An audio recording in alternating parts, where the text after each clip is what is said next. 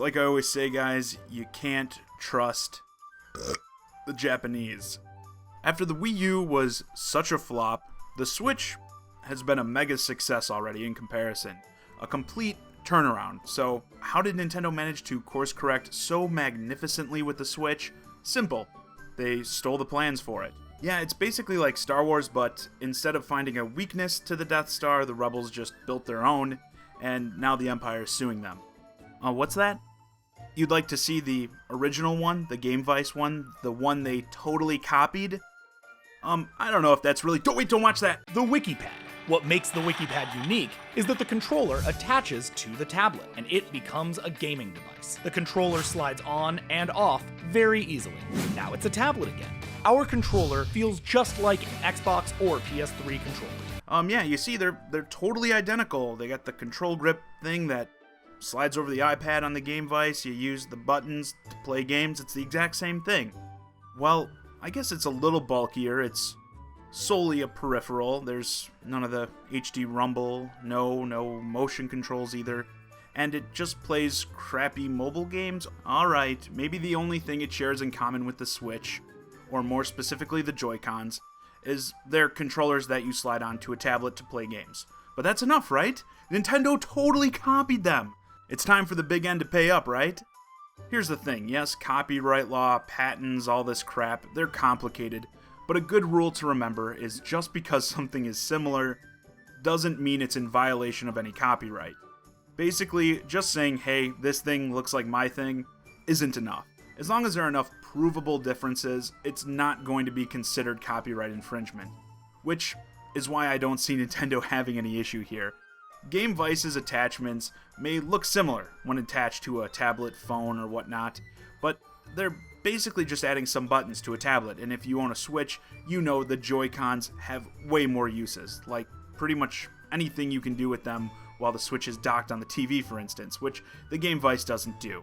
And one of the major points of contention on the Gamevice side is going to be this flex bridge thing that connects their two sides of the controller together, because I mean, I don't know about you guys, but I don't recall seeing anything like that when I removed my two Nintendo Joy-Cons, and I believe that their patent specifically states that it's connected by this flex bridge thing. Essentially, you can't make such a broad claim like, we put controllers on a tablet, no one else can ever do something like this. Like, remember back when Nintendo had the Wii? It's not like they cornered the market on motion controls with the Wiimotes. Just their specific motion controllers. That's why you have the PlayStation Move, all the VR controllers for like the Vive, the Oculus, etc. Do you see Nintendo going after all them being like, hey, we made people wave their arms around like idiots in front of the TV before you did? No, because they're different enough for Nintendo to not have a case. But there's always going to be these patent trolls waiting in the wings to try to make a case against one of the major players in hopes for a big payday. Now in Gamevice's defense, they're at least making the product, which does help them. It's not like they've been just shadow sitting on this patent doing nothing with it, which does happen. But again, they're not the same. I don't even really see these things as direct competitors. I mean, this is just the way I see it. Like if Nintendo's Joy-Cons were also for iPads, phones, Android devices, etc., that would definitely be a big factor in the elements like damages, which are part of this lawsuit. But the Joy-Cons only work on the Switch, so it's not like they're really cutting into Gamevice's market, which is for smart devices. Basically, one doesn't replace the other. This is always and will always be an issue with technology, where innovation is so rapid. You're bound to see things look similar, and maybe even see where someone built off someone else's work.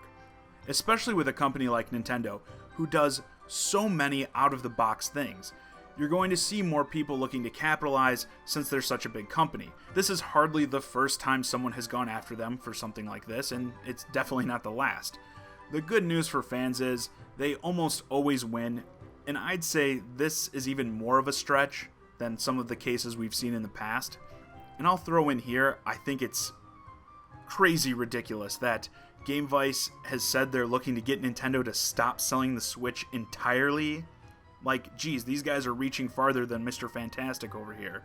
I mean, have these guys not heard about how defensive Nintendo fans are over the Big N? Well, I guess they are now, if the activity on their social media is anything to go off of. You're definitely not winning over any new fans, guys. And seriously, I don't really see this going anywhere. I certainly wouldn't dump my Nintendo stock or anything like that anytime soon. And in fact, I don't think they've commented, but I hope they're countersuing for legal fees, as that's usually what ends up being the big financial loss in these types of situations anyway. But yeah, with that, this video's a wrap. Let me know your thoughts on the Gamevice vs. Nintendo lawsuit in the comments. As always, I'm Zaccari, and thanks for watching.